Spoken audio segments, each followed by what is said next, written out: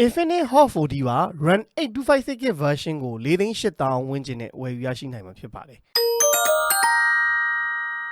ဖွင့်ကြည့်လိုက်အောင်ပါပါတဲ့ specification တွေကိုဒီမှာရေးပေးထားတယ်ပေါ့နော် Helio G88 ပေါ့နော်အဲ့ကောင်ကြီးကို4,800,000ပေးဝယ်မှာဆိုတော့တိတ်တော့သဘောကျကြတော့မကောင်းဘူးဒါဝယ်မဲ့အစားတော့ Infinix Note 13ဝယ်ရင် G99 ရမယ် NFC feature ပါမယ် Magic Ring ပါမယ်33W fast charger နောက် 5000 mAh battery 15 megapixel travel camera ရဲ့နောက်ထပ်32 megapixel selfie camera ဖြစ်သွားတာတော့ Hot 30ထက်ပိုကောင်းသွားတယ်နောက် 90Hz Full HD Plus display เนาะresolution က 1080p ကြည့်ရမယ် Magic Ring ပါမယ်ပေါ့နော်ဒါကတော့ဘာမှထူးထူးမရှိပါဘူး user manual ပါမယ် Sync ejector ပါမယ်အမဲရောင် silicon အပျော်လေးပါပါမယ် 33W fast charger Type C ဂျိုးလေးပါပါမယ်ကျွန်တော်ဖုန်းလေးကြည့်ရအောင်ပါ Hot 40 လေးရဲ့ big quality design သားနာပါမြင်တွေ့နေဘူးကြ Hot 40 series ရဲ့ဒါကျွန်တော်တို့ flat frame flat cover design ကိုပဲသုံးထားတယ် cover ကတော့ matte finish ဆိုပေမဲ့လက်ရထင်နိုင်မဲ့အနေထားမှာရှိတယ် camera band နာကတော့ glossy finish ဖြစ်သွားတယ်ဒီနေရာကတော့ပို့ပြီးတော့အစီးရပို့ထင်နိုင်နေပေါ့နော် camera band ကတော့ camera က travel camera setup ဖြစ်သွားတယ်ဒီနေရာမှာ Hot 30နဲ့နည်းနည်းကွဲလဲသွားတာရှိတာ Hot 30ထွက်ခဲ့တော့ကင်မရာနှလုံးနဲ့ပေါ့နော်ဒီကောင်တော့ travel camera setup ဆိုပြီးမဲ့15 megapixel main camera ပါမယ်2 megapixel macro နောက်တစ်ခုကပုံမှန်အခုနောက်ပိုင်းတွေ့နေကြ auxiliary lamp ဆိုပြီးတော့ lens လေးတစ်ခုအပူထည့်ပြီးတာ depth sensor လိုပဲပေါ့နော်အဲ့တော့ travel camera setup ဖြစ်သွားတာတော့ Hot 30ထက်ပိုကောင်းသွားတယ်ဒီ camera band setup ဘာညာအားလုံး design အသားနာကကျွန်တော်တို့အတူတူပဲပေါ့နော် Hot 40i Hot 40ဒီ Hot 40 Pro တွေကတပုံစံနဲ့လို့ပြောလို့ရတယ်ဘေးပေါင်တွေကတော့မြင်တဲ့အတိုင်းကျွန်တော်တို့glossy finish ဖြစ်တာနဲ့ညီကျွန်တော်တို့ကင်ရင်တော့ဒီတိုင်းလက်အစည်းအရာတွေထင်မဲ့အနေထားမှာတော့ရှိပါတယ်ဒီဖုန်းရဲ့အဓိကတိုးတက်သွားတဲ့အချက်က camera selfie camera မှာ32 megapixel ဖြစ်သွားတာဒီဖုန်းရဲ့အဓိကတိုးတက်သွားတဲ့အချက်ဖြစ်တယ်နောက် screen size အနေနဲ့ကဒီကောင်က 6.78 inch IPS LCD 90Hz refresh rate စပ်ဖို့ပေးမယ်နောက် Full HD Plus resolution နဲ့ကျွန်တော်တို့ကြည့်ရမယ်ပေါ့ screen အရွယ်အစားကတော့ Hot 14 Pro နဲ့အတူတူလို့ပြောလို့ရတယ်ဆက်ရက်ဆန်းဆောင်ရင်ဘိုင်းကတော့Hot 13က G88 အခု Hot 40ဝယ်ရင်ဟဲ့ဆိုရင်လေ G88 ပဲ quick charging 33W ပါတာကအစအတူတူပဲပေါ့ဗျာအဓိကကတော့အခြေခံအဖြစ် Hot 13ကိုနည်းနည်း upgrade လုပ်ပေးလိုက်တာကကင်မရာဘိုင်းပဲလို့ပြောလို့ရတယ်ကင်မရာ32 megapixel ဖြစ်သွားတာနဲ့ဒီနားကစင်ဆာလေးတစ်လုံးပို့လာတာပဲရှိတယ်ပေါ့အဲ့တော့ Hot 30သမားတွေ Hot 30ကို G88 Hot 30ကိုဝယ်ရင်အခုချိန် 39,000 ဗျာ825နဲ့ရမယ်ဒီကောင်ကြီး 4,800,000ကတော့ဈေးတစ်ခုအနေနဲ့ကျွန်တော်အမြင်ကတော့မတန်ဘူးလို့ထင်တယ်နောက်ပြီးတော့ဖုန်းအထူပေါ့နော်ဖုန်းအထူက 8.35mm ရှိတယ်အလေးချိန်က 196 gram ဆိုတာက Hot 40 Pro နဲ့အတူတူပဲနော်နောက်ပြီးရင်ဒီအပေါ်ဘက်မှာတော့ဒီကောင်က Hot 40မှာကောင်းသွားတာတော့ dual speaker ပေါ့နော်ဒီမဲ့ speaker တစ်လုံးပါမယ်ဘေးမှာ volume up down power button ပါပဲ power button မှာ side mount fingerprint လေးထည့်ပေးထားတယ်အောက်ဘက်ချမ်းမှာတော့ speaker တစ်လုံးထပ်ပါမယ် Type C ပေါ့ mic 3.5mm audio jack ပါမယ်ဒီဘက်မှာတော့ကျွန်တော်တို့ SIM slot လေးထည့်ပေးထားတယ်ပေါ့နော် SIM card က 3card slot ဖြစ်ဖို့များပါတယ်ကျွန်တော်တို့ဖွင့်ကြည့်လိုက်ရအောင်ကျွန်တော်ဟုတ်ပါနော် SIM card က 3card slot ပါ SIM card 2 card memory card ပြိုင်တူထည့်သွင်းအသုံးပြုနိုင်မှာဖြစ်ပါတယ်ချင်းနေပါစေတွေကလည်းအတူတူပဲပေါ့နော် Hot 30တုန်းကလိုအနေထားမှာပဲရှိတယ်အရင်ပြောင်းလဲမသွားဘူးပန်ရှိုးနဲ့လာတာလေးကတော့အဆင်ပြေတယ်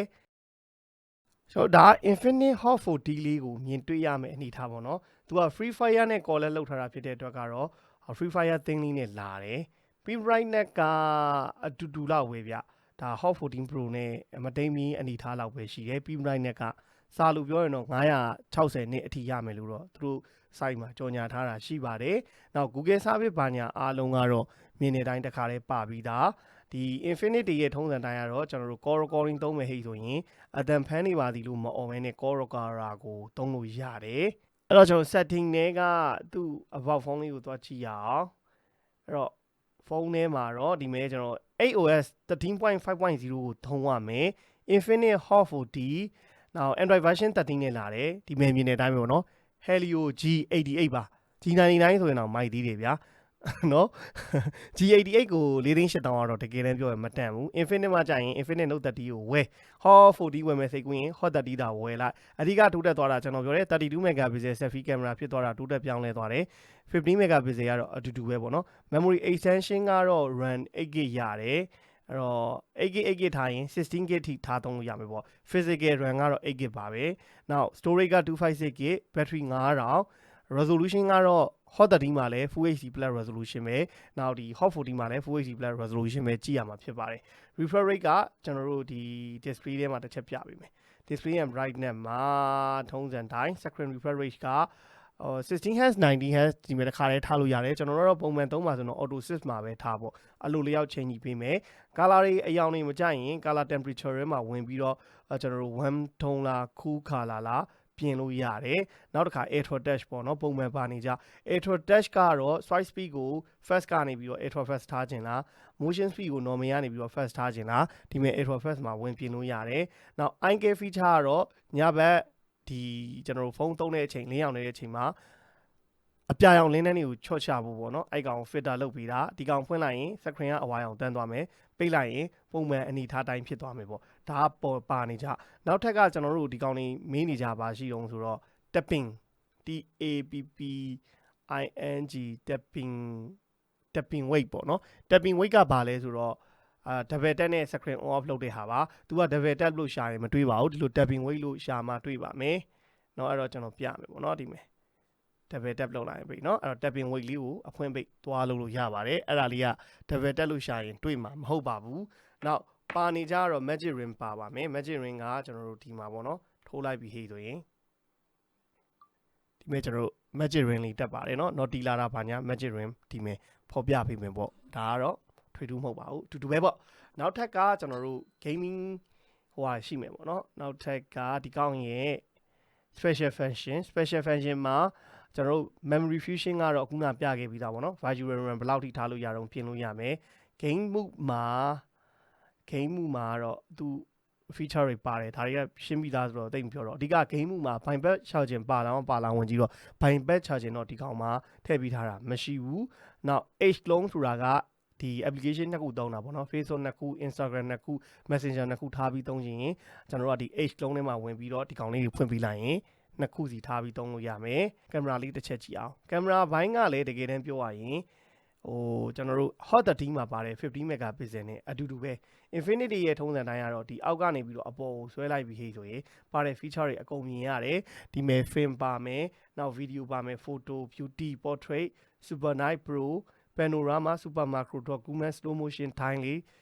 short video AR short ဆိုပြီးတော့ပါမယ် video မှာကျွန်တော်တို့ကြည့်ရင်ဒီကောင်နဲ့ 2K ထိရတယ်တယ်ပေါ့နော် 2K 30fps ထိ main camera မှာအများဆုံးထားရိုက်လို့ရတယ်နောက်တစ်ခါကျွန်တော်တို့ selfie camera မှာဆိုရင်လည်းသူက 2K ထိ support ပေးတတ်ပါတယ်เนาะ 2K ထိ support ပေးတာကိုတွေ့ရတယ်အဲ့တော့ပုံမှန်ရိုက်နေကြပုံရိပ်အချို့ကတော့ကျွန်တော်တို့ထည့်ပေးလိုက်မယ်ပေါ့နော် accurate လုပ်ပေးလိုက်တဲ့32 megapixel selfie camera နဲ့ရိုက်တဲ့ပုံတွေမှာတော့ပုံထွက်ကမစိုးဘူးဒီအလင်းရောင်တဲ့နေရာမှာလည်းရတဲ့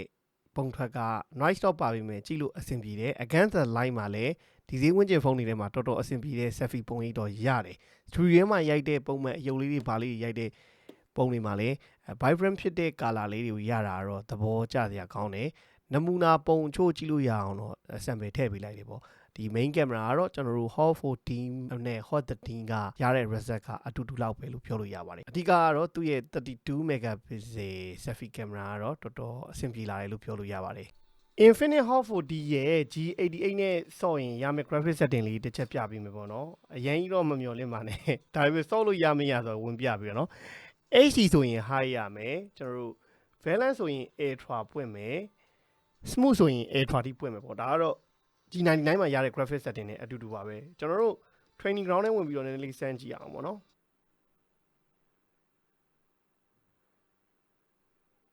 ဂျာရိုကထစ်တယ်ခင်ဗျာနော်ဂျာရိုကထစ်ပါတယ်ဂျာရိုကထစ်ပါတယ်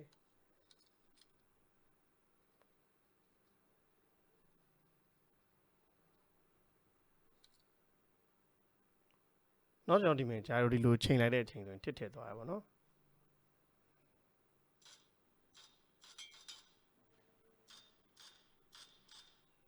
အဲ့တော့ဂျာရိုတော့အရင်မကောင်းဘူးနော်ဒီကောင်နဲ့ကျွန်တော်တို့ပက်ကြီးဆော့လို့တော့အဆင်ပြေနိုင်မှာမဟုတ်ပါဘူးနောက် mobile လေးချက်နေတစ်ချက်ကြည့်အောင်ဒါကတော့ Hot 40ရဲ့ G88 မှာ patch ကြီးဆိုရင်ရမယ် graphic setting မှာမစိုးလို့ပြောပါဘောနော်ကျွန်တော် graphic ကတော့ ultra ထိပွင့်တယ် frame rate ကတော့ high ထိတော့ပွင့်တယ်ဒါပေမဲ့ तू ကဟို recommend ပေးတာတော့ medium နဲ့ပဲ soft လို့ recommend ပေးတယ်ပေါ့နော်ဒါလက်မှတ်လေးထောင်းထားပြီး तू soft လို့ရမယ်အနေထားကိုပြထားတယ်เนาะအဲ့တော့အဓိကတော့ဒီကောင်ကိုကျွန်တော်အသေးစိတ်စမ်းဖို့ထက်ဟို Hot 40ကို unboxing လုပ်ဆိုတာလုပ်ပေးတာ နော်အရင် hot 13ရဲ့ gaming performance တွေကအတူတူပဲဆိုတော့တိတ်ပြီးတော့ပြောစရာမရှိဘူးဒီတစ်ခေါက်တော့ display နဲ့ဒီအတန်ပေါ့နော်အတန်က dual speaker နှစ်ခုဖြစ်သွားတော့ဘယ်လိုရှိတော့ကျွန်တော်တို့စမ်းကြည့်အောင်ပေါ့နော်အတန်ထွက်လေးကို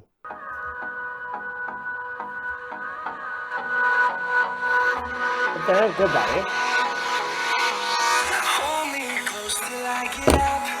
Time is barely on our side. I don't wanna waste what's left. The storms we chase are leading us, and love is all we'll ever trust. Yeah, no, I don't wanna waste what's left. And on we'll go through the wastelands, through the highways, till my shadow turns to sun rays. And on we'll go through the wastelands, through the highways. And on we'll go.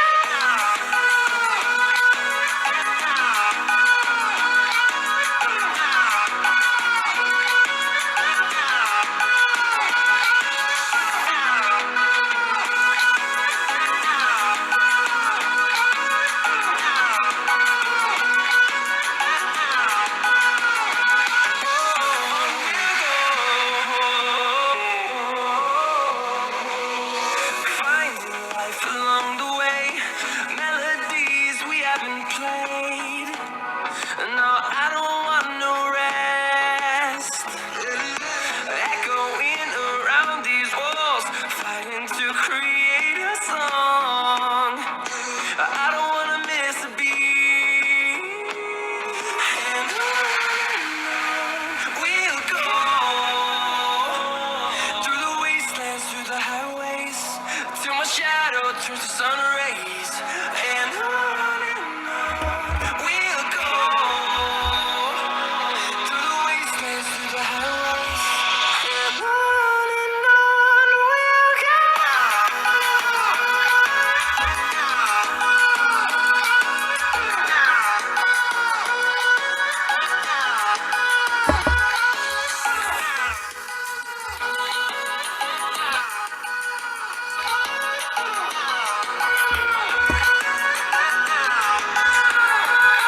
We'll grow in number,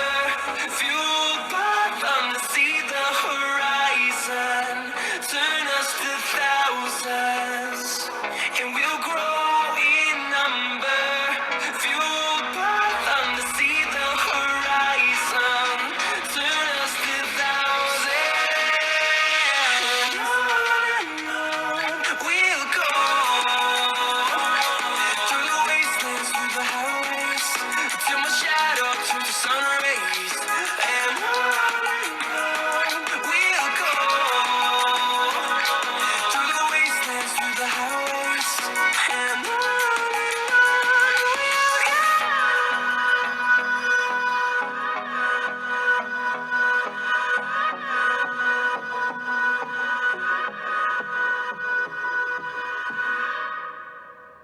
ကျွန်တော်တို့ display ကတော့မြင်တွေ့ခဲ့ရပါအတိုင်းပေါ့နော်သူက brightness ကတော့နည်းတယ်နောက် viewing angle လေးရတာနည်းတယ်အဲ့ color ဘိုင်းနဲ့ပတ်လဲ color accuracy နဲ့ပတ်သက်ပြီးပြောရင်လည်းနည်းနည်းလေးတော့ saturation ဖြစ်တာနည်းတယ်လို့ခံစားရတယ်ပေါ့နော်ဟိုကြည့်ခဲ့တဲ့ video တွေမှာပေါ့နော်သိတာတာဒီမဲ့ကျွန်တော်ဟမ်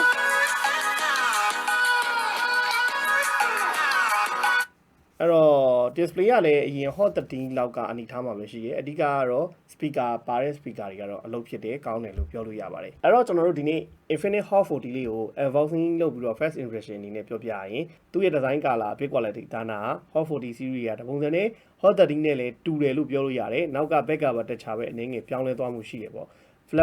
flat frame flat cover design ကိုပဲသုံးပြီးထားတယ် camera setup အနေနဲ့ဒီကောင်မှာက travel camera setup ဖြစ်သွားအောင် auxiliary lens လေးတစ်ခုထည့်ပြီးလိုက်တာပို့တိုးလာတဲ့အချက်ရယ် hot 30ထက်ပိုကောင်းလာပြီးတော့ပိုတိုးတက်လာတယ်လို့ပြောလို့ရတာက selfie camera ကို32 megapixel ထည့်ပေးလိုက်တာပဲတိုးတက်လာတယ်လို့ပြောလို့ရတယ် hot 30ရှိတဲ့ gain နဲ့ user တွေအနေနဲ့ဒီကောင်ကို update မလုပ်ချင်လဲရတယ်ဘာလို့လဲဆိုတော့စွမ်းဆောင်ရည်ပိုင်းနဲ့ပတ်သက်ပြီးတော့ပါဝင်တဲ့ SoC G88 က hot 30မှာတုံးထားတဲ့ G80 နဲ့ SoC နဲ့အတူတူပဲနော် battery ဘိုင်းမှာဆိုလဲ 5000 mAh 32W fast charging ပဲပါတာဆိုတော့အားလုံး hot 30နဲ့အတူတူကိုဘာလို့